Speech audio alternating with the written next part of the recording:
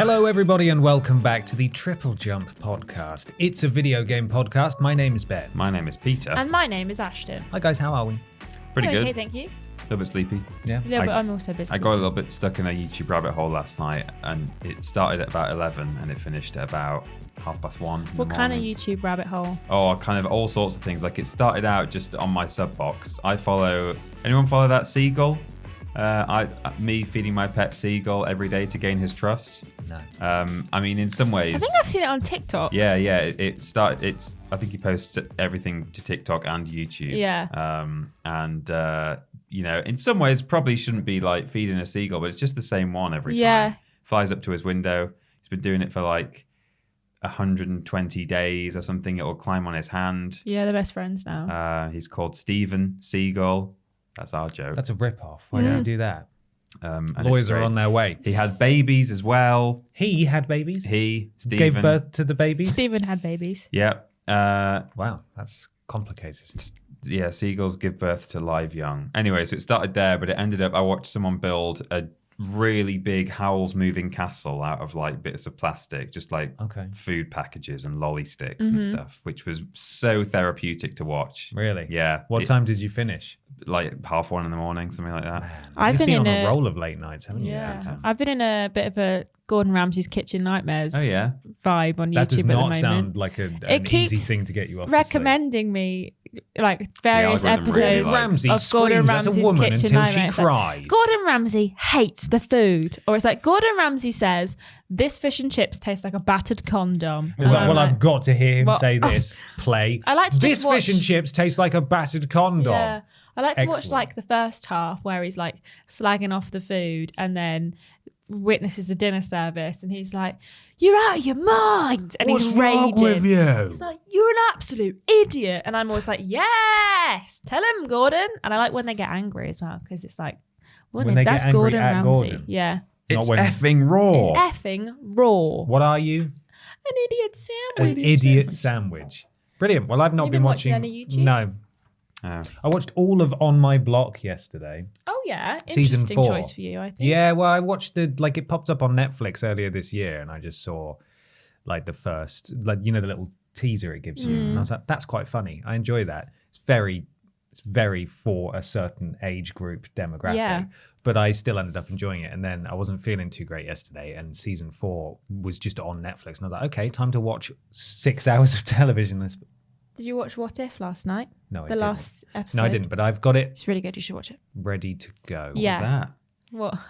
Did you? I just It was just a very polite way of interrupting me. That's what she was doing. I just had to like get the question out. Gotta get and it I in just there. had to like touch you. I'm sorry. Anyway, this is our video game podcast. We are 3 minutes into it, and it's time to talk about games. Of course, each and every week on our video game every single Sponscast. week on our video game podcast, we've got an appropriate video game sponsor. That's what I was trying to say. I have the ad read.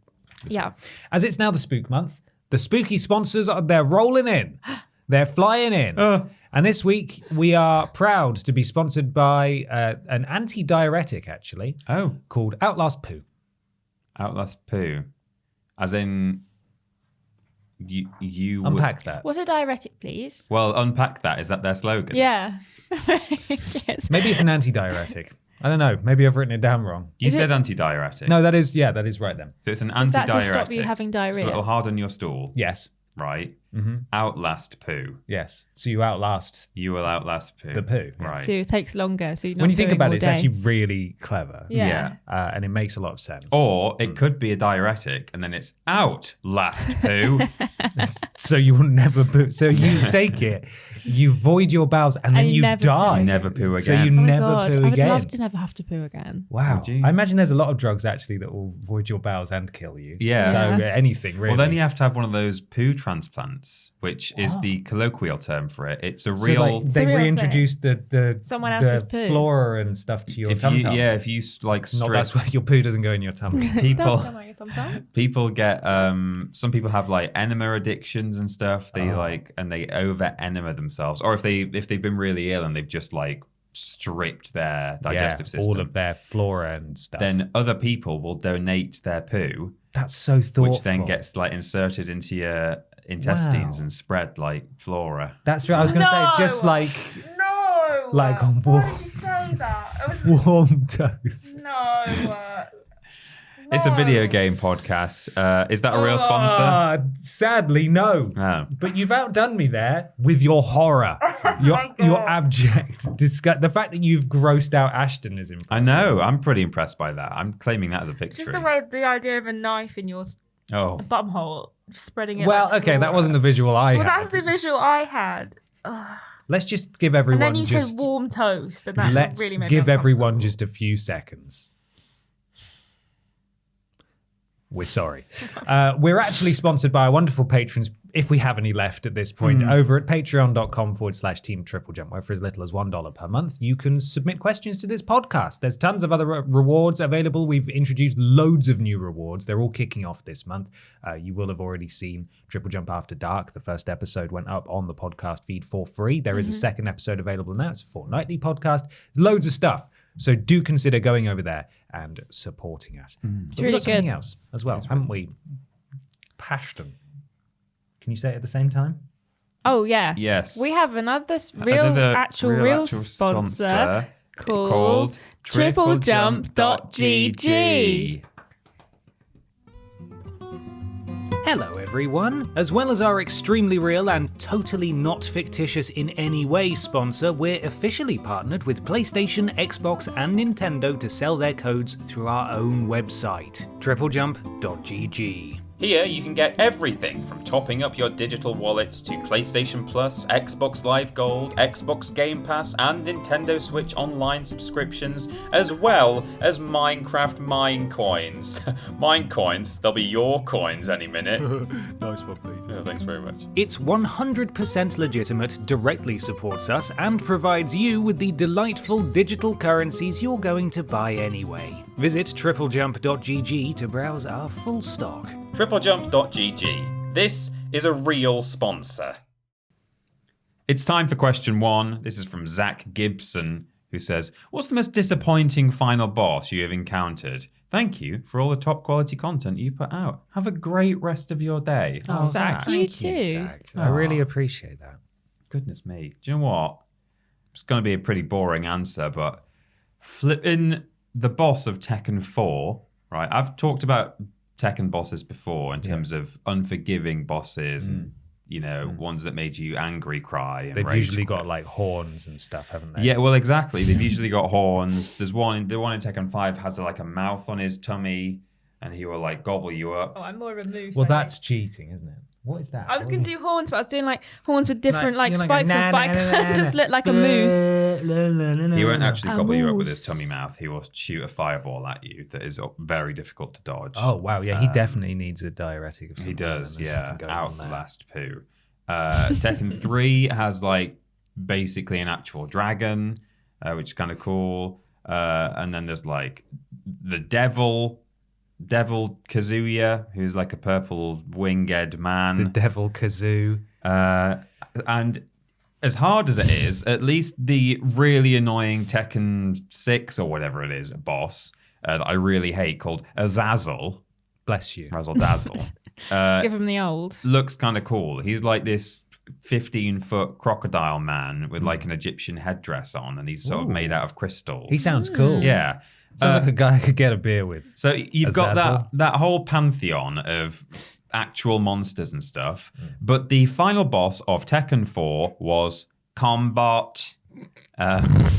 Excuse you. I'm going to need you to spell that for me right now. Combot. Okay, Combot. Gotcha. It was the final boss Get from... your mind out of the gut. What? Get your mind out of the intestines, all right? Yeah. How dare you? maybe. Combot. So most of the... Bomballs. I mean, I might not be remembering this correctly, but there he is. He's rubbish. There he is. Oh Picture my of God. Combot. He looks like a bad CGI robot from the opening of some robot he looks like combat he's That is what from, he show. is. he looks like he's from the Combot. movie Robots, though, like the Oh, animated God, movie. that was a bad film. I really like that movie, actually. I didn't like it that much, but when I was a kid, I was on a long haul flight, and it was the only kids movie they had. So I watched that film 3 times in a row. I did that just with on a Shark Boy plane. versus Lava Girl. When Oh right, yeah, I've seen that film. I've never been on a flight long enough to have film. Haven't you? No, have film. Have Have film. To have film. Combot is the final boss for most of the characters in Tekken 4. Some of them actually have a different final boss depending on their storyline, but he's like the default one. So if you pick like the least interesting character that Namco clearly cares nothing about, you just get to the final round and it's like, Combot, go. And he's just a fighting robot. And you stand in this like wrestling ring or boxing ring. So like Real Steel, starring Huge Jacked Man. Exactly. I don't know what that is, but yes. Do you know what Real just Steel like is? that. Oh, Christ. And you've got a crowd cheering you on, and you just fight this robot who I think has that thing of what various fighting game characters have, where they imitate the fighting style of different characters. Yeah, and like sometimes Real Steel, yeah. Yeah, just like that. And so they'll switch it up, which is something that Tekken has done more than once before. But Combot was rubbish. just really, just so underwhelming. I hate Combot. Had no personality. It was literally a robot and never appeared before or probably since. Might have been in Tekken Tag 2 because that had like every character in it. But maybe he just wanted a friend. Yeah. Well, he probably did. Did you think but about Try and that? talk to him first before you killed him? No. Before you fight shamed him. Yeah. And also just an honourable mention to Haven Call of the King, which not only had a bad ending, but also the final boss, despite the fact that there are some boss fights in that game, the final boss is just a quick time event. And that's all it is. So you fight actual bosses throughout the game and you get to the big bad, and it's just that. So press X. Yeah, press X to be chained to rock and die. So those are mine. Ashton? I only really have one answer, and it's a game that we've talked about on the podcast before because it's a game that we've played recently. I couldn't think of anything where I've been like, oh, that was disappointing. Or I'm just like, oh, that was it? Okay, that's fine. I'm fine with that. Mm-hmm. But the end boss of Plague Tale is just so bad. Well. Like, it's just a real bad... I don't know if you haven't heard us talk about it before.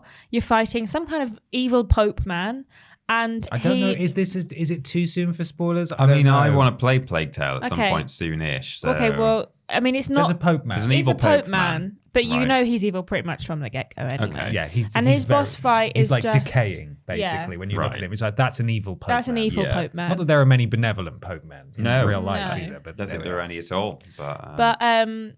Yeah, and the boss fight is just clumsy and doesn't make any sense, and it's just ridiculous. And the kind of arena for the boss fight is like real tiny, and just doesn't really give you any leeway at all. If you were like me, Ashton, you were sat there doing that boss fight thinking, how did it come to this? Yes. How did we get here? Yeah. This is really stupid. Yeah.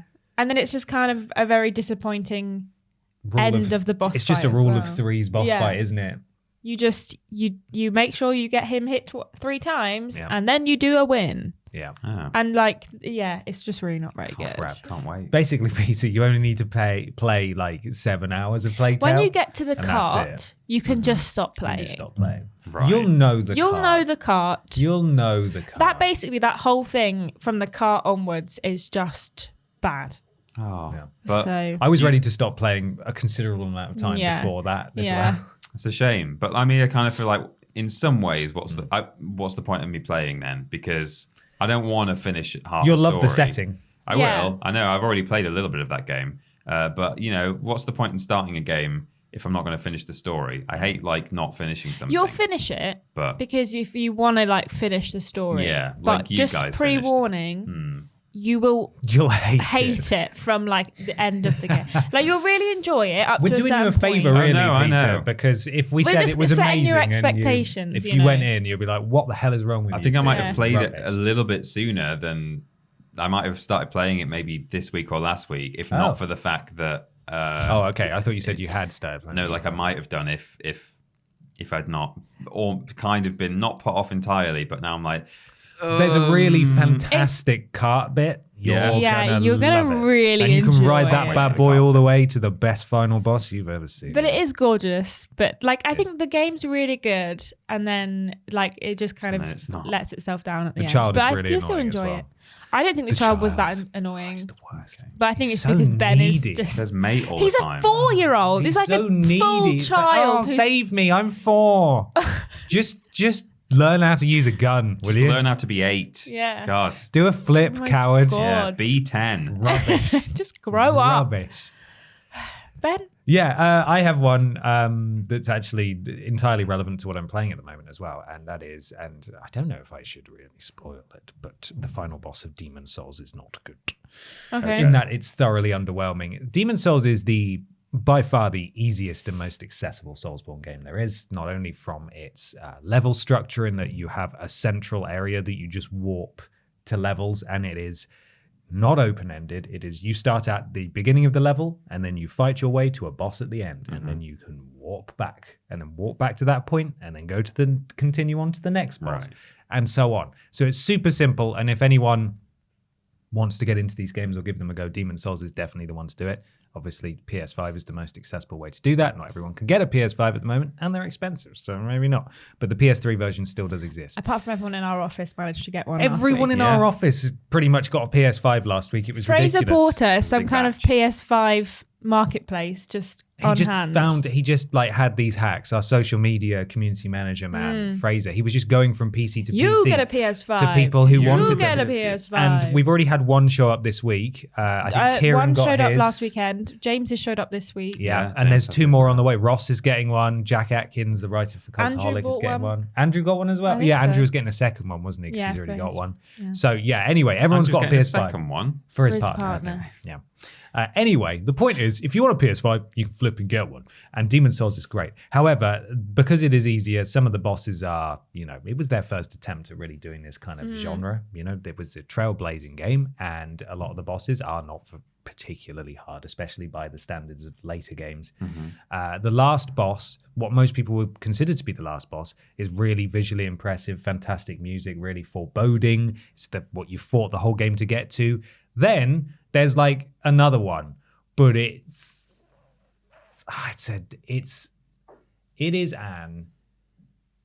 an 12-year-old game. It's a little slug thing. You fight a little slug thing, and it doesn't really fight back. It sort of goes and like hits you for a tiny amount of damage. It's meant to be sort of a symbolic, is this what humanity has come to kind of moment? But in terms of like Hitting slugs. you fight the Tower Knight as your like second or third boss in the game, and it's this massive, great big thing with a huge shield, really impressive to look at. And then it ends with that, and it's kind of like, oh man, I really wish it would have ended with the cool fight on top of the ruined castle, but never mind. This slug will do, I guess. The slug will do. The slug covered in sticks will do. You can't co-op that fight, unsurprisingly. Not that you would need any help. It's a at solo all. experience. It is. You really have to absorb the lore. But yeah, I don't want to would share say my that's, slug fight with anyone. Yeah. No, you really got to It's drink mine it in. and my only slug. You got to fight. drink it in. Hopefully, I haven't ruined the game for people. The game is phenomenal. I just think the final boss is let down. But there we are. That's my answer. Great. Shall we move on Good answer. I think so. Yeah. to a section? Have we done it before, Ashton? I really don't think we have. Have we done it before, Peter? Yeah.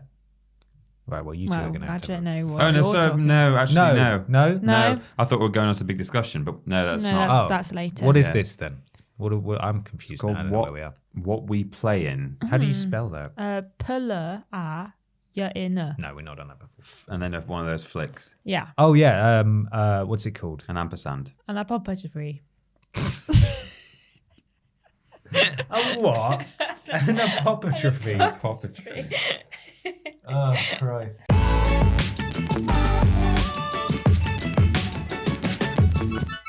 It's What We Play in time. It's time to talk about what we play in.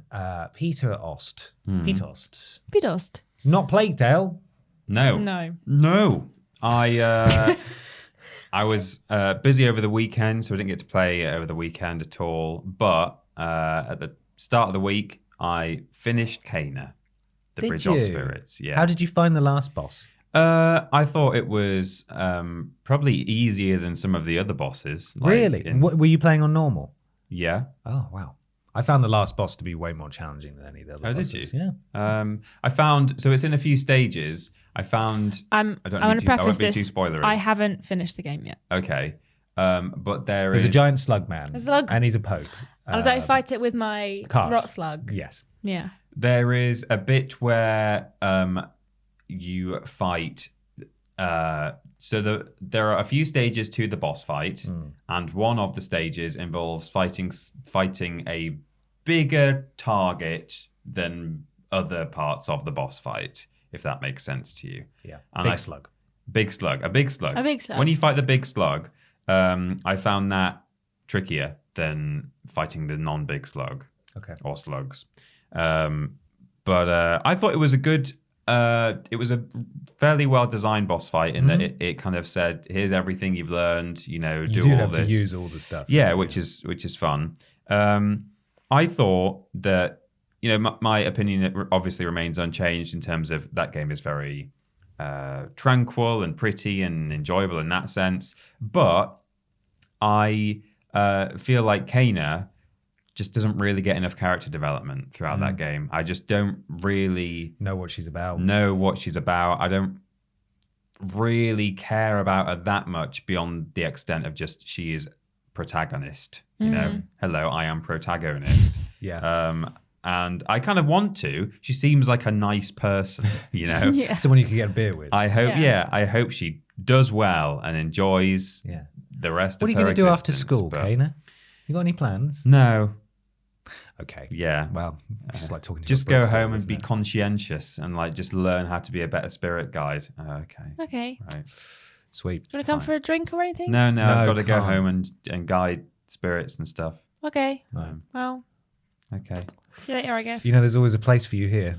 Yeah. You're always welcome at Okay, our table. thanks. No, I'm up for it, but not tonight. She just sprints off into the woods. I've got to go. Thanks for the invite. Actually, she's more got more I totally agree wobbly with arms. You. What's happening? We're doing the run. She's kind of got wobbly arms when she runs. I I do agree with you, Peter. I didn't give it much thought because at the end of the day, there was so little character development that it almost felt like she's just meant to be a vessel for the player. But I do wish Well, we she did. is, I do wish but- we learned a bit more. Like Yeah. she had some backstory apart Yeah. from this is my daddy's stick. Yeah. And that's my stick. I have a bit of an issue with I prefer games to either go all or nothing if they're going to be like, oh, what's going on? It's open to interpretation. How does this magic system work? How does this all work? If it's something like the Soulsborne games, I'm aware that they are very hugely interpretational, and there are channels dedicated to just talking about Dark Souls lore and stuff. And I like that. I'm well up for that. And likewise with, I really liked Little Nightmares 1. You just move from one zone to the next, and you have to just piece together, well, this functions as there are loads of kids being kept here. This one is a kitchen, and this one is where lots of people are eating mystery meat. What's going on? And that is very much up to you to piece together. But I thought with Kana, some of it just didn't make a lot of sense to me. I don't want to be too spoilery, but there's a bit where you try and confront the boss earlier on in the game than the final boss fight. And I didn't quite know what was supposed to have happened exactly in that cutscene. But given that they do try and explain other things throughout the game, I kind of thought, I don't like that middle ground. I don't like the fact that there's just this weird bit in the middle of the game where I was like, what actually just happened there? Did I die temporarily and then come back, or what? Part I of me wishes kind it. of got it, but maybe It might just be me. Yeah. It could totally be me. But a lot of it is just presented very visually without a lot of dialogue. Because obviously Kana's on her own. She's not always got anyone to talk to and say, oh, exposition. What just happened? Yeah. So, She just makes silly baby noises at the rots. Yeah. That's kind of it, isn't it? Mm-hmm. I make silly baby noises at the rots. Yeah, I can imagine. But overall, I did really enjoy it. But I agree with what you said last week, Ben, which is that I don't mind if they don't do a sequel. I'd be happy for them to do something else. Yeah. Explore new ground. I think that'd be pretty good. Yeah. But that's what I've been playing. Not going to go for master difficulty. No thanks. See you later. I did also play a little bit more Orcs Must Die, because it has been a hot minute since. No, it's not been a hot minute. It's been like 3 weeks.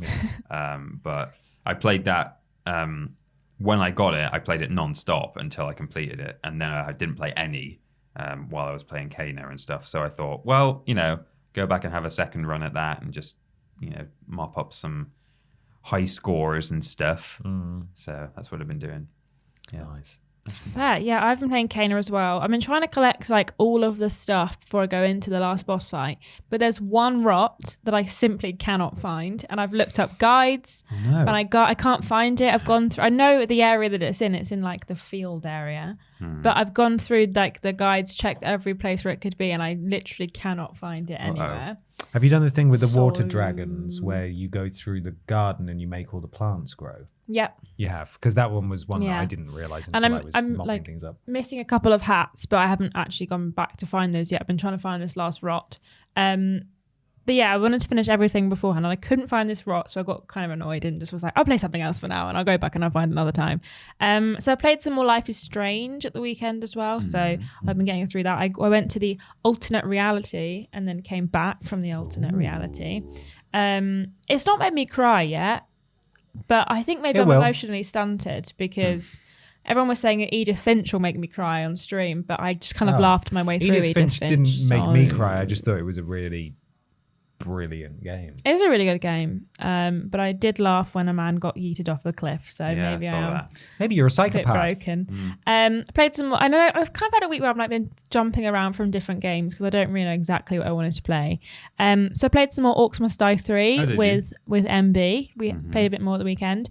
We are not very good at that game. Okay. I don't think we've got through the last couple of rounds with more than 10 lights in our light thing. Are you using mad barricades to make choke points? But just we tried that a couple of times and we're just not very good at it. But maybe co-op. I've not played co-op. I don't know if they maybe throw more enemies at you in co-op to make it harder. Maybe. So and then we've also been playing some Borderlands 2 again, and we played a bit more Lemniscate last night. And I really like that game. I think it's really clever. If you've got someone else to play it with. I mean, you can play it online, but we've just playing it between us. And there was one round, we're playing it turn-based. So I go and then he watches me and I do what I want to do. And then he goes and then we take it in turns. And during one of the rounds, I had a sniper and I was trying to take out a couple of his guys to stop them from destroying my points. And he got his sniper out to try and kill my sniper, but instead just shot his guy right in the back of the head within seconds of the round. And then spent the rest of the game trying to stop this sniper from shooting this other guy in the head. And it didn't work. So every round he's like, oh, damn it, I haven't caught him in time. He literally shoots him within seconds of starting the round. So he was having a pretty bad time with that one. But I think I really enjoy that game. And I think it's really clever. And if you like shooty games, but you don't like the high pressure situation of having to like straight away just figure out what's going on without any like knowledge, then I recommend Lemniscate. I think it's really fun. It's also on Xbox Game Pass. You haven't got to pay for it if you've got Xbox Game Pass. Pay for it. So yeah, that's what I've been playing this week.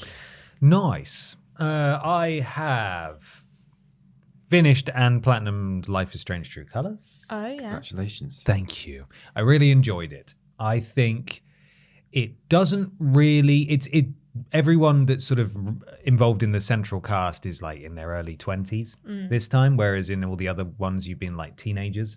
And so the drama was inherently a little less teeny bop. Yeah. But it also felt that the stakes were a little lower this time. The other games all focused on, God, can't life be flipping horrible? Strange. Look how terrible people can be. And like all these ridiculous over-the-top situations that you would learn about in like school, like we were talking about this the other day, like public safety information films or whatever that they show to kids, like don't go fishing near fishing lines or you'll electrocute yourself.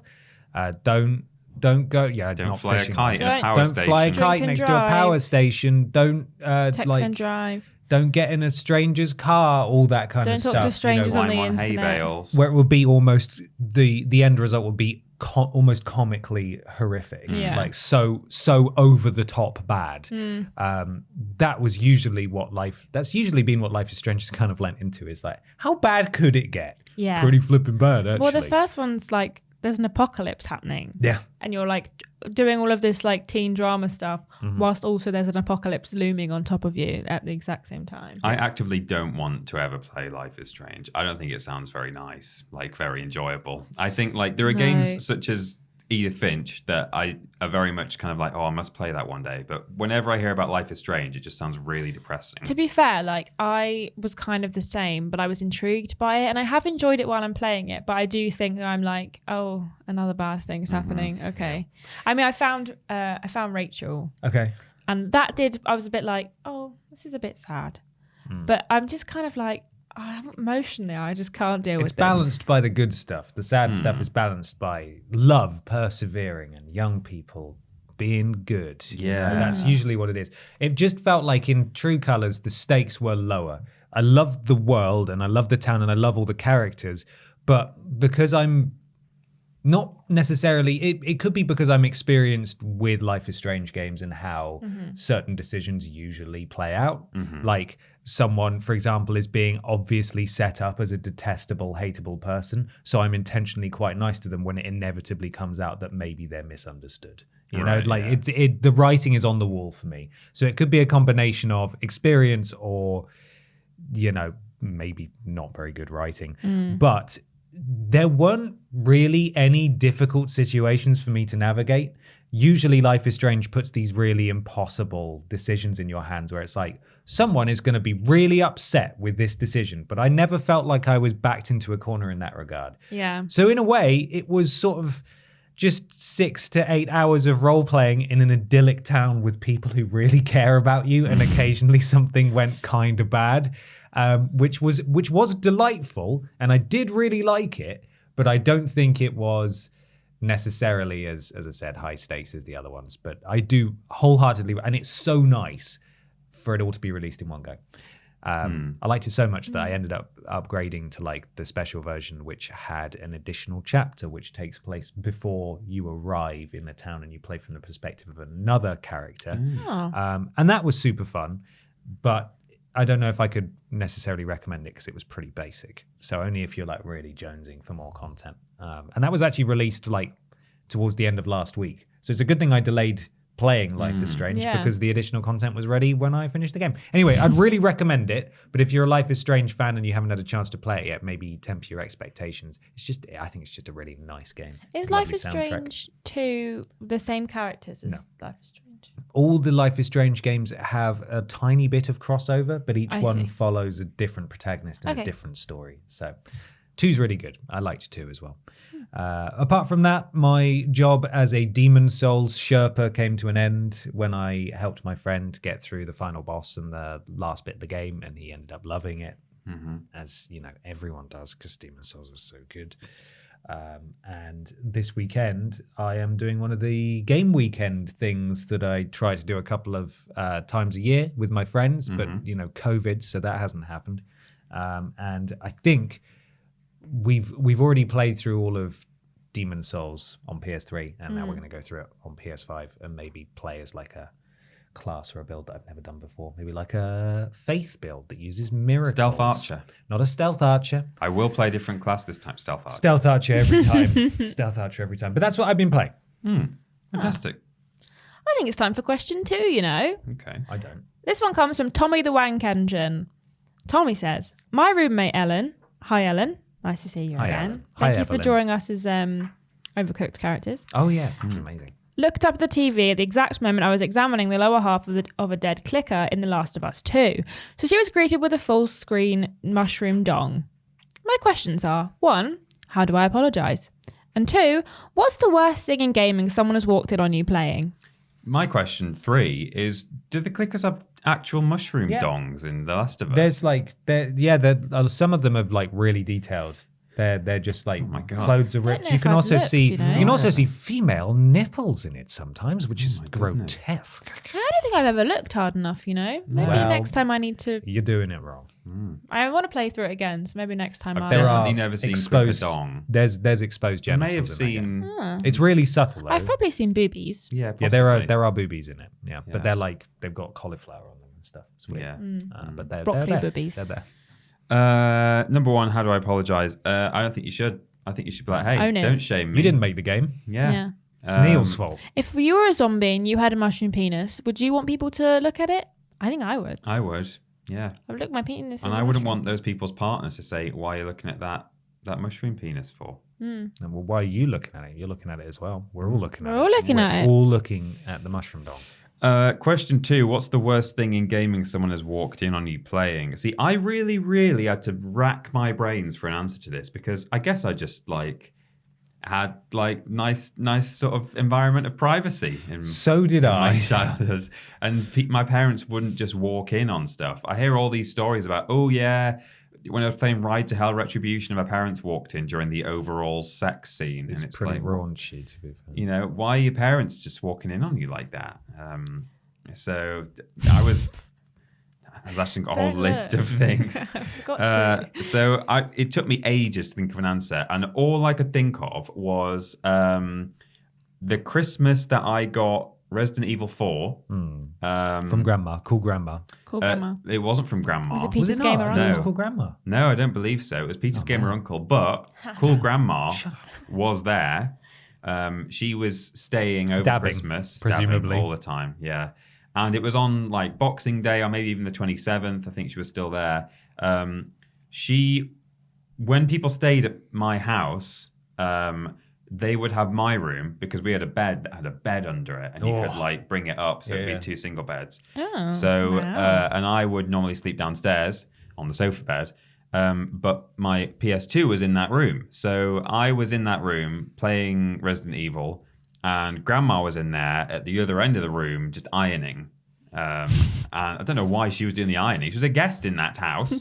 It's what grandmas do. And I booted up the game for the first time, and the opening cutscene played, and then I walked into the spooky house right at the start, and the man tried to kill me, and I shot him, and then the policeman who drove Leon into the village got knocked off of the cliff into a ravine, and Leon watches it all happen through the window, turns around, has a moment of realization, and then with the most emphasis I've ever heard anyone say the word, goes, shoot, like that, but the bad word. No, grandmas don't like that one. Grandmas don't like that There's one. a really hard T at the end, shoot.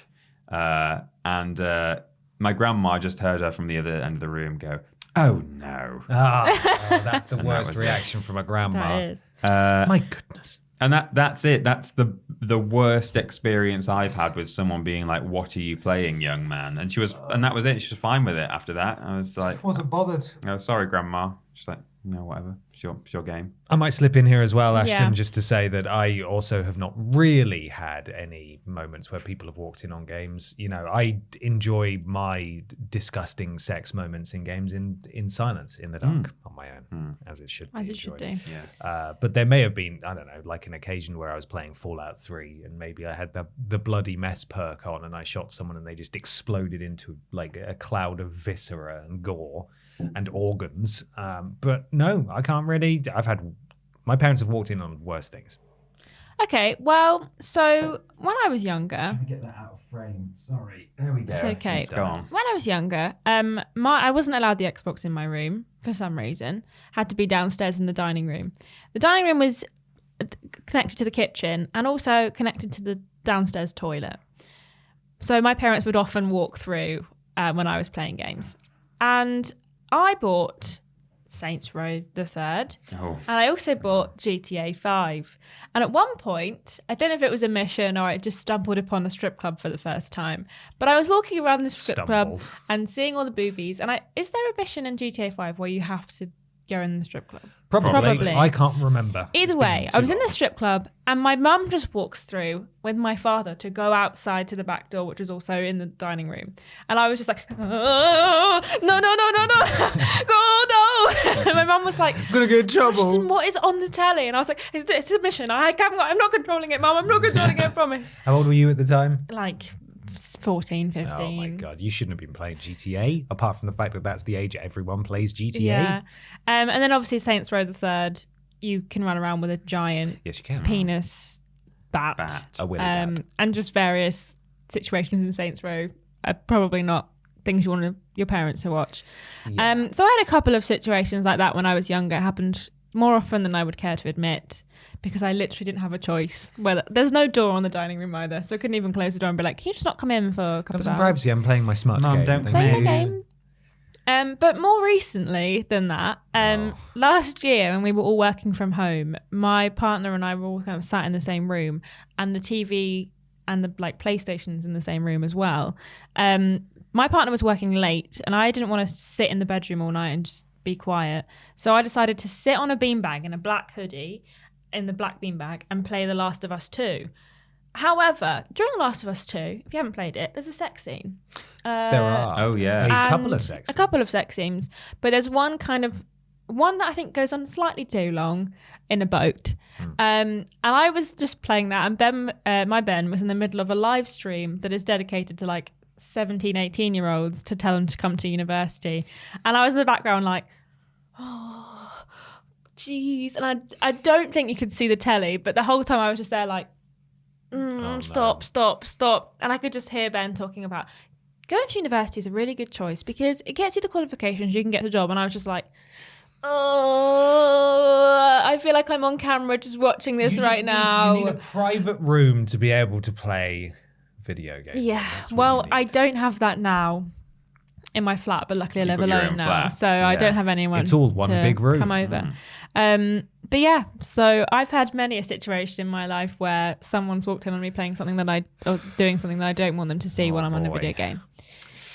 Oh boy. And I'm sure I've also had the parents thing of, do they have to swear so much in this game? Yeah. Well, yes, actually, because Mum. they're human beings. Yeah. I've heard you swear, Mum, so. But yes, that's my answer to the question. I don't understand why my grandma was so offended, because I remember once when I was about 8 years old, she was taking me to school, and on the radio they were doing a call-in thing where they were just saying, callers in, tell us the most annoying sound in the world or the worst sound in the world. What do you think the worst sound in the world is? Let us know. Call on this number. Someone rang in and said, here, I've got one. I know one. What about your parents doing it? And I looked at grandma and said, doing what? And she went, oh, having sex. Like that. I was like, whoa. Oh, okay. Okay. I understand now. But she just came out with it like that. Goodness me. Go off, Grandma. She wasn't wrong. That's what he meant. What a brilliant radio segment that was. Yeah, I know. Sounds great. Sounds really interesting. Really peak, British, 1999 stuff. Sounds a bit odd, actually. Yeah. Some might even call it weird. Key 103. It still exists, I think. Key 103. It's not been bought by Capital. I don't think it might be part of the network now, but I think it's still got its own name. Global. At least. Global or something. Yeah. It's time for weird news. Yeah.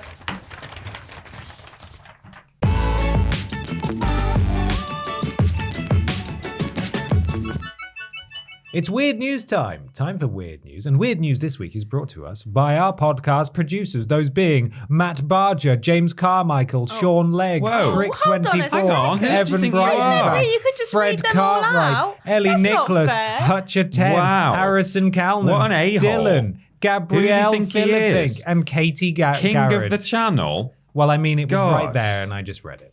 Right, okay. Do you know Well, what? I guess you can just do the rest of the podcast on your own. Why don't we just do the rest of the podcast without Ben? All right. Yeah. See you later. Go on. Off you go. Okay. You've done this. So it's time for weird news, everyone.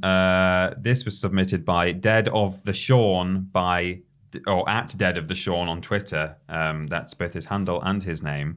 Thank you very much for sending this.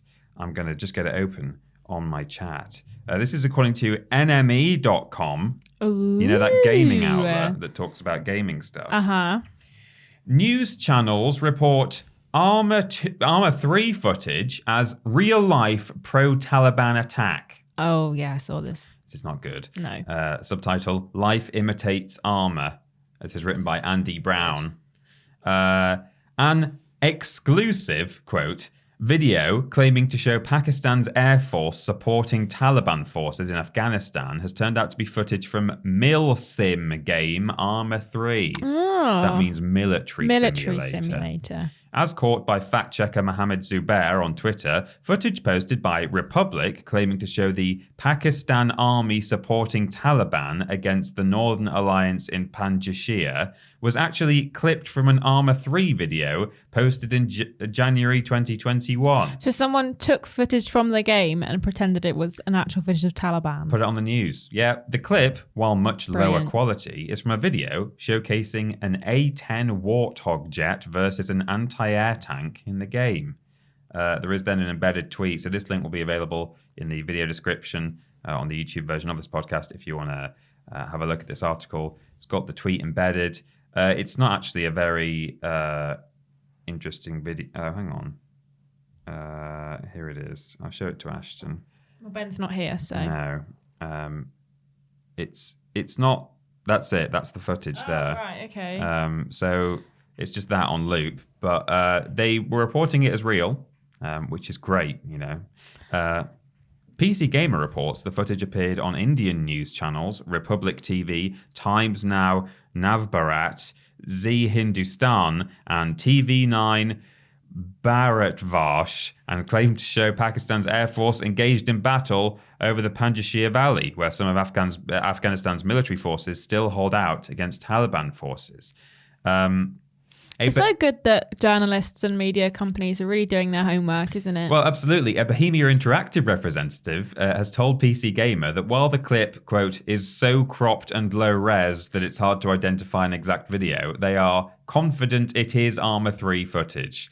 The representative adds that this isn't the first time that footage from Arma 3 has been picked up and reported as a real-world event. Wow. He says, strangely, we've seen this particular game footage be used several times by certain media outlets in support of their real-life news coverage. We know this is because we've been previously approached. We know this because we've been previously approached regarding similar occurrences by fact-checkers from organizations such as Agence France Presse, Check Your Fact, PolitiFact, and if I remember correctly, also Reuters. Wow. So the article continues, but it basically says that it was...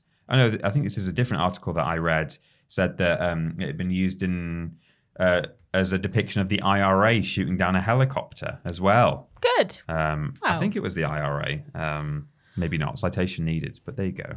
Well, it's not like it, they did their citations. Well, yeah. So. I mean, why would I bother checking the facts when that's what's happening? People are posting armor footage. Next, you'll get footage of like The Last of Us, and they're like, a zombie outbreak. Zombie apocalypse Oh has my happened. God. So there you go. That's some weird news. Ashton, weird news? I have some weird news. It comes from Michael Milan on Twitter at Lord of Penguins. And it's about, I retweeted something to do with this, so I thought I'll read the news. Okay. The headline is, Choo Choo Charles is a horror game in which you can fight an evil spider train named Charles with an old train of your own. Keep calm and carriage on. Oh, very good. That's the subtitle. I like it. This is from Eurogamer, and it's written by Wesley Yin Poole. Good job, Wesley. Thanks, Wesley. I've never seen a horror game like this before, but I'm going to give it everything I've got. That's not what it says. That's just a little fun little extra for you all there. Mm-hmm. Choo Choo Charles is an open world horror game in which you can fight an evil spider train named Charles with an old train of your own. You upgrade your train over time as you navigate an island. The only problem is Charles is a constant threat. The announcement trailer is below. Have you seen the trailer? I have seen the trailer. Again, it'll be linked below. And you can see it on my Twitter as well. Can't wait for you to stream this. I'm really excited. It comes out next year. Yeah. According to Choo Choo Charles' Steam listing, you need to do things like clear your... Steam listing. Nice. Very nice. You need to do things like clear your path on foot or switch the direction of tracks as you plan your route across the island. All the while, Charles might be waiting for you. Fantastic. You loot and complete missions to find scrap, which is used to turn your train into a death machine on wheels. There are settlers on the island, and you can help them out in exchange for weapons, which you'll need to defend yourself from Charles. Here's the official blurb. In Choo Choo Charles, you're given the task of eradicating a monster known by the locals as Charles. Nobody knows where he came from, but they know why. To eat flesh of puny humans. Oh, yummy. You have a small yellow train with a map-mounted machine gun and an exquisite collection of bobbleheads on the dashboard. You'll use your train to get from place to place while you complete missions for the townspeople, loot scraps around the island. Over time, you'll use your scraps to upgrade your train's speed, armor, and damage. You'll grow your arsenal and hopefully become an unstoppable force ready to take on the mighty Charles. Choo Choo Charles is due out early next year. Sounds wonderfully original and completely terrifying. Trains shouldn't do this sort of thing. They just shouldn't. It's the work of 2 Star Games, aka indie developer Gavin. Jesus? Hello? I haven't finished reading my news, God. Can you take me in a minute? Oh, please.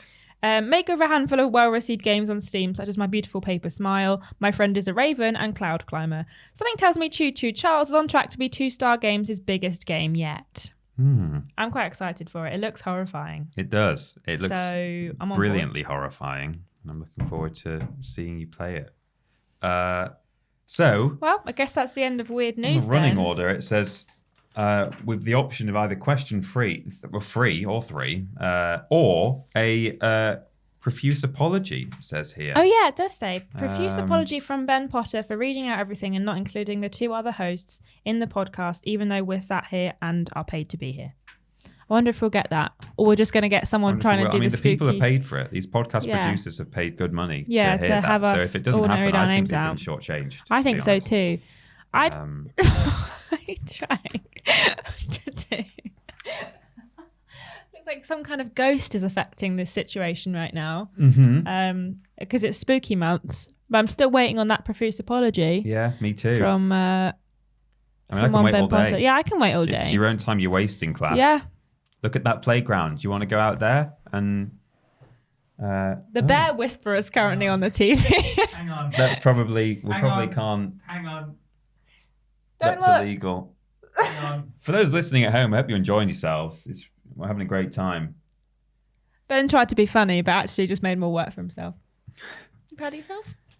I'm actually okay. I think I'll just stay over here. Yeah? Yeah, I don't want to play today. I don't feel like it. I'm just going to stay here. Okay. Oh, wow. Okay. Have you got any news to read out? No. If you want to see who can outstubborn the other, I'm very happy to move on. Yeah, to I'm happy to 3. move on to question 3 as well. Okay. Okay, question 3. Well.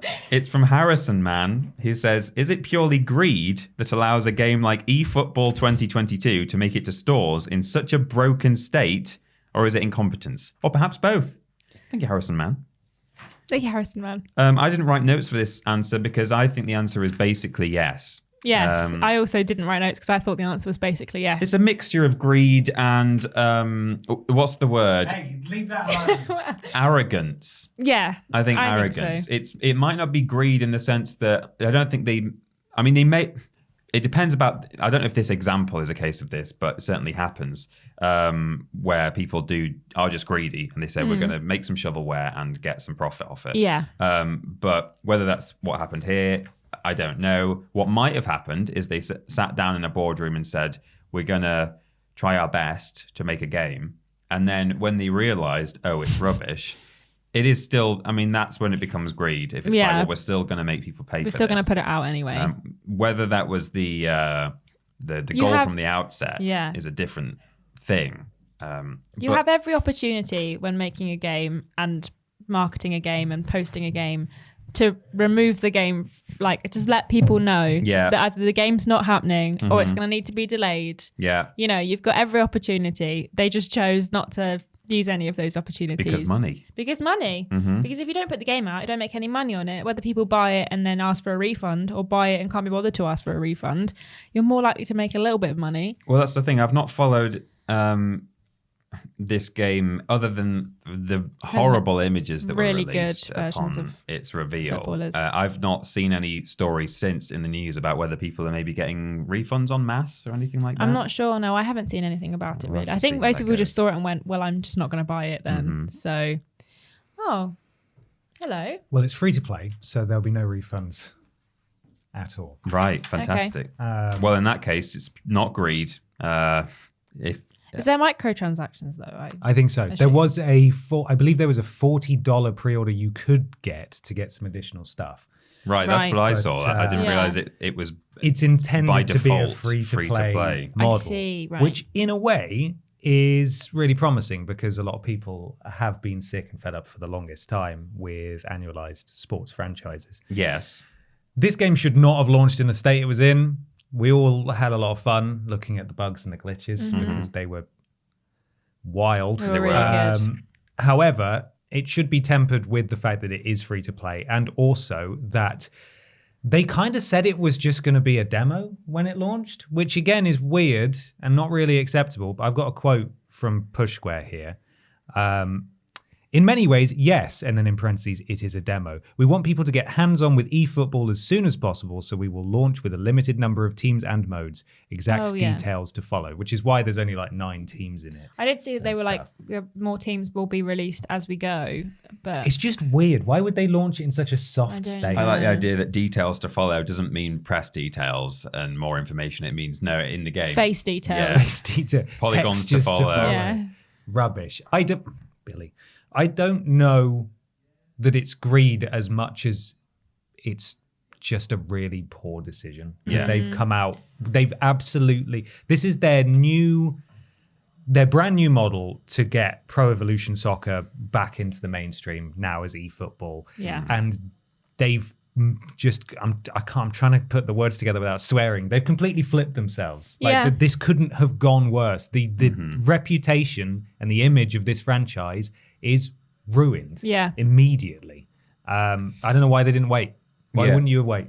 I think in this specific example, on balance, it's not greed for the most part. It's greed in the sense that they can clearly see that there are issues here, and to charge people money for that is by definition, in some way, shape or form, probably a bit greedy. But I think, more in this case, it's probably kind of arrogance or possibly even ignorance to an extent. They just think like people will buy that. People won't care. Let's do it. Let's go for it. It's not a good look. No. Yeah. And it doesn't look good either. Very good. It's true. That's great. Yeah. It took me a second. I was like, why did she just say the same thing I said? That's really weird. I didn't. I changed it. You did. You're very clever. it. Guys, I'm sorry. Are you really? Oh. Do you have any weird news that you'd like to talk about now? I think it's too late now. But we should do the podcast sure? producers again, because I don't think they would because they were drowned out by the the outrage. Any justice. We've never really discussed. This is new for us. How we want to do this? Should we do one each? Last week we did it last week. One each. Honestly, I can't remember. Okay, but I will now. We did. I think you started last week, so we can do that. That can be the format. We'll do. You can go first. We'll just go in a circle. Yeah. Okay. Sounds good. Matt Barger or Barger. A circle like that. Yeah. Clockwise. Right. James Carmichael. Sean Legg. Trick 24. Evan Breidenbach. Fred Cartwright, aka GY Goliath. Ellie Nicholas. Hutcher 10. Harrison Calnan. Dylan. Gabrielle Philippink. And Katie Jarrett. Thank you so much to our wonderful Garrett. podcast producers. Go to patreon.com/Team TripleJump to find out how you can become a podcast producer and get an actual shout out and sponsor the weird news section. Thank you so much. And guys. Cause utter chaos. Absolute chaos. All of that A divide in the was team. on you guys. Should we move on to something rather large? Something a bit- Yes. Yeah, we should. What is it? Oh, it's time for the big discussion.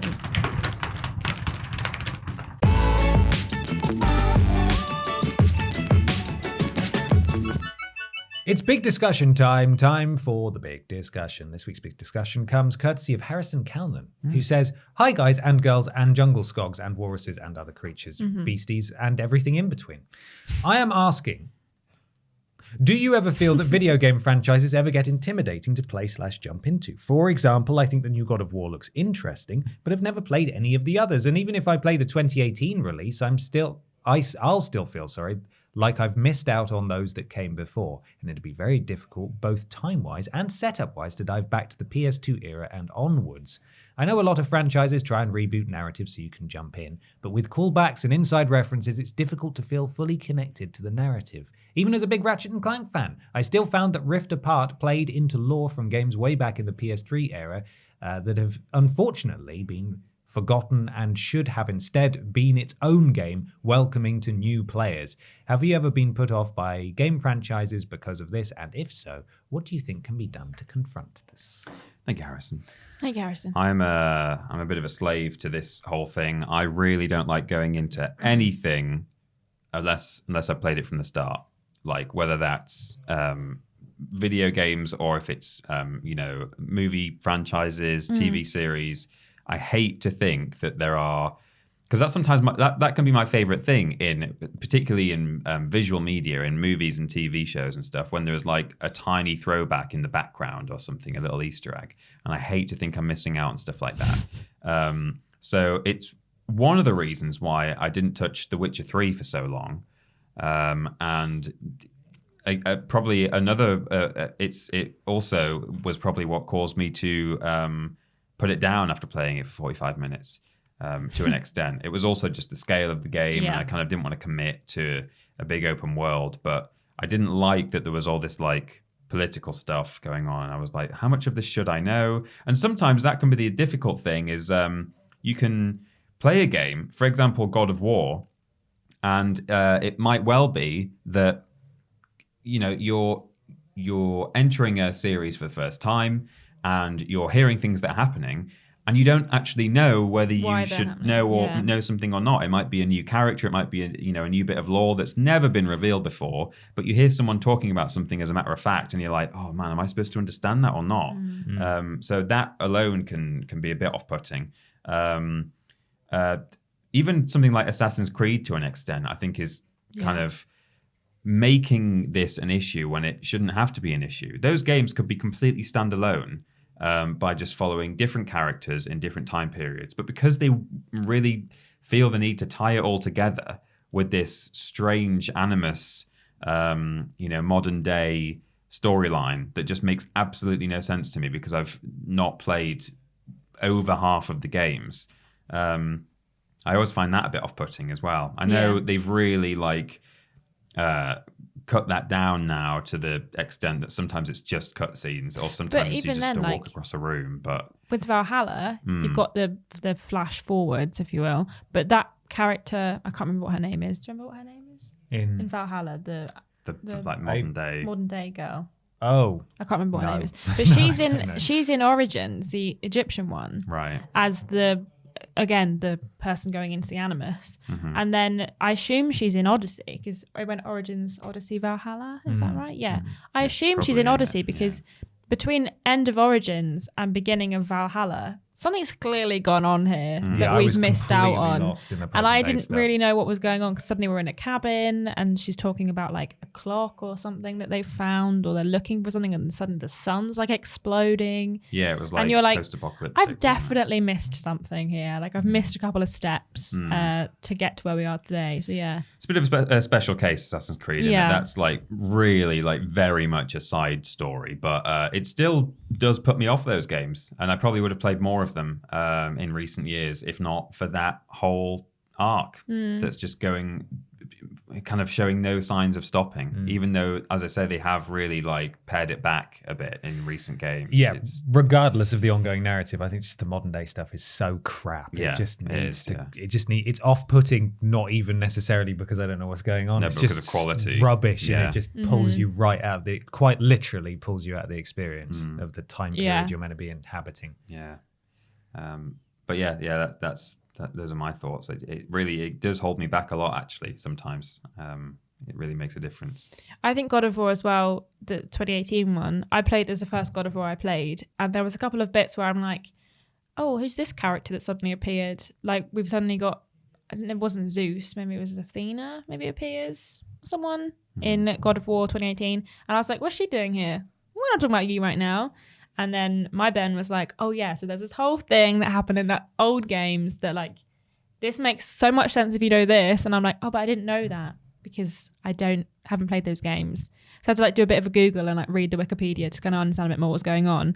I think the Ratchet & Clank example is actually a really good example because there's so many Ratchet & Clank games that are still just PS3. Obviously, there's a remake that came out, the movie remake, that goes through the initial story, which to be fair, for most of the new game, Rift Apart, you don't need much more than the remake to kind of understand what's going on at the beginning of the game, because it's really only the beginning where it like focuses on the past games. And obviously there is references to it, and you do kind of find out a little bit of like other things that have happened in other games.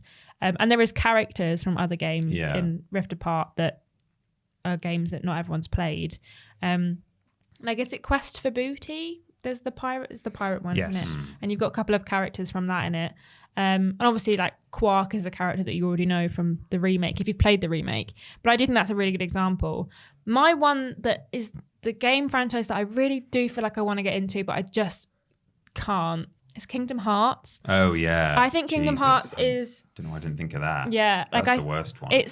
I feel like it's such a good game when I've played bits and bobs of it, but I don't understand what's going on, and I'll like watch Ben play it. My Ben, MB, play it, and I'm like, I don't. So who's this guy? What's this character? Why are we here? What's Even going Kingdom on? Hearts fans don't understand what's going on. No, exactly. Like there's so much lore and like other games. And it jumped from one platform to another, and like there were handheld ones, and there were different formats. Like the one on the Switch, the one on the Switch remixes.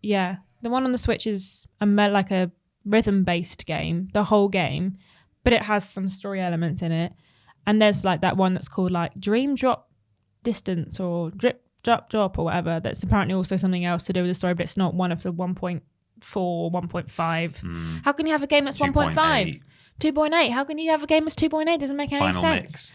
Final mix, the remix. But yeah, Kingdom Hearts is just baffling to me, but I would love to be able to get into it, but I just categorically cannot understand what's going on. I totally agree. I really enjoyed Kingdom Hearts 1 and I missed Kingdom Hearts 2 at the time.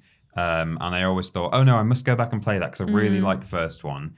And then in the time it took me to think, oh, when will I go back and play Kingdom Hearts 2? All these other little bits and bobs were coming out that I knew I would never really be able to play because they were on platforms that I didn't have. There's like Final Fantasy characters that appear in Kingdom Hearts. And you're like, who are these people? Yeah. What's going on? And then in the newest game, there was like Mickey Mouse in a black robe. And I'm like, what? Huh? Yeah. What? Why is Mickey gone goth? I'm confused. But yeah, I think, and when the second part of the question, what do you think can be done to confront this? I honestly don't know, because I think that games obviously all have their own inbuilt lore system and their own inbuilt storyline. But when you've got games like Kingdom Hearts that just jumps back and forth from different platforms, back and forth in time, various different stories. Same with, I suppose Final Fantasy is not so bad because they're individual stories kind of that don't always necessarily have anything to do with each other. But Kingdom Hearts is definitely very much like, if you just kept it all on one thing and just kind of stuck to what everyone knew, because people don't like rhythm-based games, they don't like mobile games, they don't like playing on a handheld, they're going to miss out on elements of the story that then might come up later on and be very confused. But there's people obviously who would watch like the Dark Souls lore kind of videos on things like Kingdom Hearts, but it's just so girthy of a topic that it's like, sorry, I didn't know what the word I was looking for was, so girthy accurate. Is the one. So it's hard to kind of find your way through it, but yeah, I don't know if I answered how to confront it. I think I just ranted a bit more. Well, I was going to come back to that. I don't know if Ben, you want to answer the first part first, but yeah, I don't while I sympathize with people who are put off by jumping into games when there are existing games in a series or a franchise, I can't personally say that that's ever really stopped me. Mass Effect 2 I had to jump into because Mass Effect 1 wasn't on PS3. The Witcher 3, that series made its debut on PS4. I had to jump into that one blind as well. If there's a game that I really want to play, then I will just play it. And again, while I understand why that may be off-putting to some people, I think there are definitely ways you can get around it. And if I'm jumping into a game that I have no prior knowledge of, or if, that I want a refresher on, there are thousands of YouTube recap videos, especially on the lead up to launches of big games or reboots or sequels that are knowingly coming to a new platform, or games that have been away for a while and they're getting a new entry for the first time in like a decade. Big channels like IGN will put together story recaps of what's going on. So you can always, if you really want to play it, you can prepare and you can do it. And games, I will never stop beating the drum for Mass Effect 2's comic that's at the start that recaps what happens in Mass Effect 1 and also lets you make choices. So developers can do things like that if they want, but equally, they don't really have to, especially in the case of, for me at least, God of War and Ratchet & Clank as two examples that have been cited. While yes, there are callbacks, they are not central enough to the plot of the game that it affects your enjoyment of it at all. Certainly not mine. And I've played God of War 1 and 2, but not 3. But I'm aware of what goes on, and I was aware of the significance, at least, of previous characters, and not the Greek gods are characters, but you know what I mean, like entities showing up again. Like, I'm aware of the significance of that as a sort of like ghost of Kratos's past, haunting him kind of thing. But But for me personally, if I want to play a game, I'm going to play it. Sometimes some are harder to get into than others. You're bang on with Kingdom Hearts. That is one that I just think is impenetrable, as you said, Peter, even to Kingdom Hearts fans. It's really hard to get into. But certainly for example, if you wanted to play Spider-Man Miles Morales and you hadn't played the original Spider-Man, would you get more out of it if you played the original Spider-Man? Of course you would. But you'd still really enjoy Miles Morales because it's not reliant on you having played the first one, for example. Yeah. I was going to say that, what can be done to confront this? I think on the part of the developer, I think it's well worth having recaps in there. I don't know why you wouldn't make it skippable. And literally just have it when you start. Netflix do it. Yeah, Life is Strange do it for every episode. Every episode you get a little recap of everything that's happened in the episodes before. When God of War 2, well, not 2, Ragnarok begins, they should just throw something in there for like people who didn't play the first one. I will have played the first one by the time that comes out, so I'm not concerned. But and even, we talk about Kingdom Hearts and the fact that you can get recaps like that on YouTube. I remember when Kingdom Hearts 3 was coming out, there was this video that was going around kind of as a joke that was all of Kingdom Hearts recapped, and it was like 35 minutes long, and it was this, and it really paraphrased as well. Not that I would know, but I'd heard that it was like he was really just glossing over a lot of stuff, and you can like skip through it in like 5-minute chunks, and the way it just tonally changes and introduces like whole new factions and like seemingly like, oh, this is like the most powerful thing ever, and then you skip like 10 minutes ahead and it's like, oh, he was betrayed by the Dark Ones, and then and then you go further ahead and the Dark Ones are now working with Sora to oh God, please. So they're all eating ice creams up on the top of the church tower now. I was really hoping that Kingdom Hearts 3 would actually just kind of sort of soft reboot its lore and history, but no. It was way worse. My friend told me not to play it. Yeah. He's a big Kingdom Hearts fan, and when it came out, there wasn't much, because what was it, 2019, where there were no games? Yeah. And I was thinking, I'd quite like to play that. It looks really fun. Not a huge Disney fan, but, it'll be interesting to play through those levels at least. That sounds fun. Yeah. But then he was like, no, because once you finish the Disney bit, you just won't understand. And I think that was perhaps the biggest crime committed against parents and children that Christmas, was like, oh, play the game where there's Mickey Mouse and like you go to all the Disneylands, and like these 6-year-olds are getting Kingdom Hearts 3 and they have no idea what's happening at all. Yeah. It's incredible that they managed to convolute that so much. Not that we're saying, of course, that there's nothing of value to be gained from playing the game, or that, from getting into the story and understanding what's going on. It's just that it would take you for a lot a game of time. that's based on Disney IP, that was just a mashup of Square Enix RPGs and Disney IP, it's bonkers to see how far they've taken it. They could get rid of the Disney stuff. They could. Really, and it would still be nuts. It tends to be like there's like two games within a Kingdom Hearts game. You've got two, and then point A. You've got like Disney, and then you've got everything else that Kingdom Hearts wanted to do but had to do the Disney thing as well. That happens after you finish all the Disney bits. You go around and you just happen Hercules. to have like Donald and Goofy hanging out with you the whole time. Once you've helped Hercules, you've then got to go save the dark universe from the evil ones. Yeah. Somebody's trying to take over the universe. Somebody's killed Mickey Mouse. I had a demo. This is just a total aside, but I had a demo disc for Kingdom Hearts 1 before it came out, and on that there was a video as well, like a dev chat thing talking about how they'd come. It was like literally an elevator pitch. I think someone was in a lift with like a Disney guy or a Square guy, and was like, "Oh, we should do this collab." And it was a guy who was more from the Square side. He wasn't to do with the Disney stuff, and he was saying, oh, we were able to give Donald Duck a wand and make him a wizard because he's done that before in Disney canon. He said we gave Goofy a shield because it's like it's not an aggressive weapon, and it's very much defensive. So they basically, I don't know if you even know, Ben, but Goofy only has a shield. Yeah. And he I've uses played a it. bit of the first one, You I can think, just a bonk few it. times. And it was just this guy sort of really smiling as though he was excited about the game that was coming out, but you could kind of see behind his eyes going, we were able to give Goofy a shield. He uses the shield in a defensive way, but is also able to attack his enemies with it. And it's like, oh God, Disney just so clearly hard told wanting you to give you him are a not giving sword. that man The a sword. red, That dog the man. red tape involved. Yeah. It's what I imagine it's like working on like a licensed Marvel game at this point, because Yeah. that IP is so valuable. Everything has to be run by lore experts and quadruple checked by several departments at Marvel before it's signed off on and stuff. Make sure it's sort of PR friendly. But yeah, in terms of the question, yeah, absolutely. I think like it can be a big problem for me, and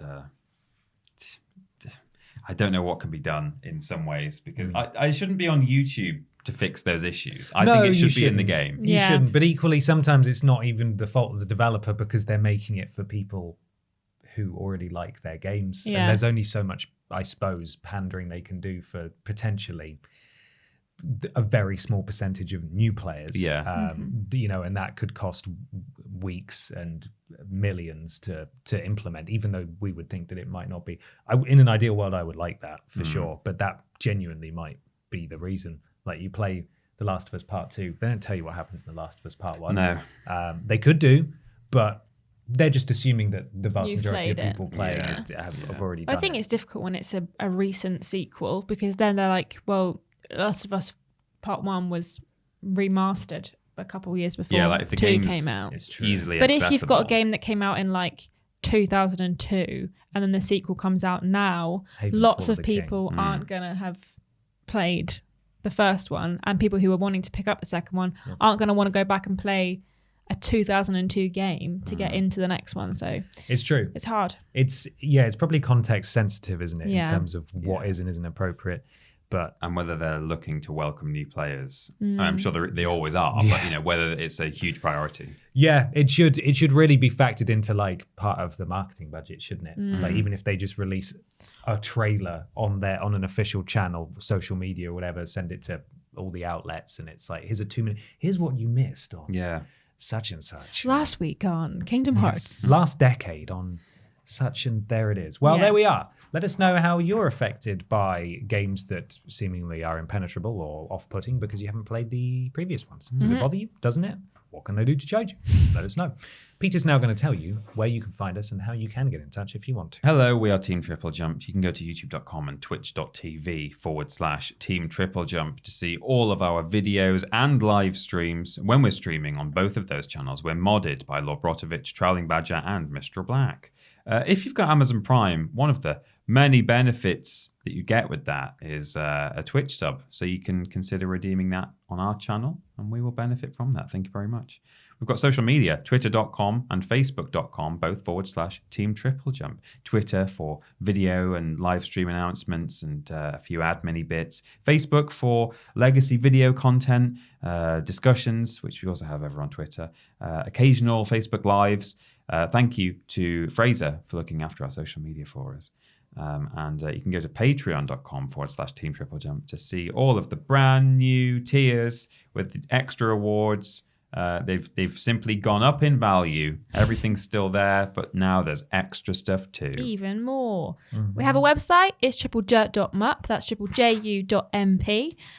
We also have a Discord. So if you want to join Discord and chat with all of your fellow Walrus Clan, you can do by going to triplejut.mup /Discord. On Discord, we're modded by Jack, Tori, and Hollow Eyes. And thank you to Joe. We'll do a proper thank you in a minute. But Thank you, Joe. and if you want to listen to the podcast, maybe you're going to the shops to buy a steamed ham and you haven't got time to watch it, so you want to listen to it. You go to triplejut.mup /podcast to find out where you can listen to it. All of our live stream VODs, which is a lot during the week. So if you miss one, you can go back and watch it at triplejut.mup /VODs. That's VODS. And then we also have a shop where you can buy merch. Not this is my top. Merch, which is triplejumpshop.com. We've got brand new merch on there. Get it quick because it's selling like hotcakes. Get it quick. And you can find out what's going on the merch shop by going to @TripleJumpShop on Twitter. Yes, you can. Why not follow Peter and Ashton on Instagram and Twitter at @PeterAustin and @ScrambledAshton, and myself just on Twitter at @confused_dude. We do lists every Tuesday, Wednesday, and Thursday. Streams every Monday, Tuesday, Wednesday, Thursday, Friday. Thursday being the joint streams, Blaze it on YouTube. The other days being solo streams on Twitch. Worst Games Ever is fortnightly, Friday for patrons of a certain tier, Sunday for everyone else. We do the podcast every Saturday, and we have shows one every other week or thereabouts. Why not leave a review on your platform of choice? It helps. Something to do with Al Gore's rhythms. Of course, TripleJump.gg. Go check it out if you want some digital currencies or some subscriptions and that kind of stuff. We want to thank Joe, our mod on Discord, who stepped down last week, I think. Stepped down last week. And Tori, who's stepped up as well. So keep an eye out for those changes and those wonderful people if you go over to our Discord. Thank you, Joe. Yes. And welcome, Tori. Yes, absolutely. There is a What It Means to Me going out on the channel this week. In fact, it'll be out now. That's Matt KC off of the YouTubes, who has very kindly come on to talk all about what Lego Island means to him. Love Lego Island. So go give that a watch and reminisce about Lego Island. There's a rank list, isn't there, Peter? There is. It's every Persona party member ranked from worst to best. People are going to be cross. People are going to be really cross. People are going to be cross with just my pronunciations. There was a lot of back and forth about how they pronounce certain We did a lot of retakes. words. And I did a lot of retakes, and I did retakes in a different room to where I recorded the original retakes. Oh, no. And then they didn't really insert into the old one because the acoustics were different. So I'm sort of talking like, the best thing about Ryuji is... It's actually pronounced Ryuji. Ryuji. Oh, more retakes. You're going to have to do it again. God But this has been a long time coming, this one. It has been a lot of retakes, a lot of re-exports because of, Japanese names, and we're not native speakers, so we're trying to get it right. Yeah. But equally, this is not a ranking of the best boys and the best girls, the ones that you want to, wake up next to in the morning. Do That's kisses. Do sweet, sweet kisses with. That's not what this is. But can you do sweet, sweet kisses with them? Most of them. Nice. It's Not a the ranking of not the cat though, sadly. It's a ranking of their effective. Don't look at me like that. Their effectiveness in battle, and also the strength of their sort of personal stories that unfold throughout the games. Yeah. It's obviously massively subjective, and I don't think anyone else has ranked all the Persona members, probably for good reason, because the fan base are going to be irate regardless of where people are ranked. Dislikes and angry comments are engagement according to the algorithm. So Yeah. You know what? Why not be a force for good and just say, wow, this list looked like a lot of work to put together, and I really appreciate all of your hard work. My personal top 5 are... Yeah. There you go. Why not do... the cat, the dog, the robot, and 2 girls. Combot. Combot is in it, actually. Anyway, it's time for us to go. Just time, though, to talk about this week's sponsor once again, which is an antidiuretic called Outlast Poo. Don't need to go into that anymore because it was disgusting. Thank you so much for listening / watching, and we'll catch you all next time. Have a good weekend. Bye. Love you, bye.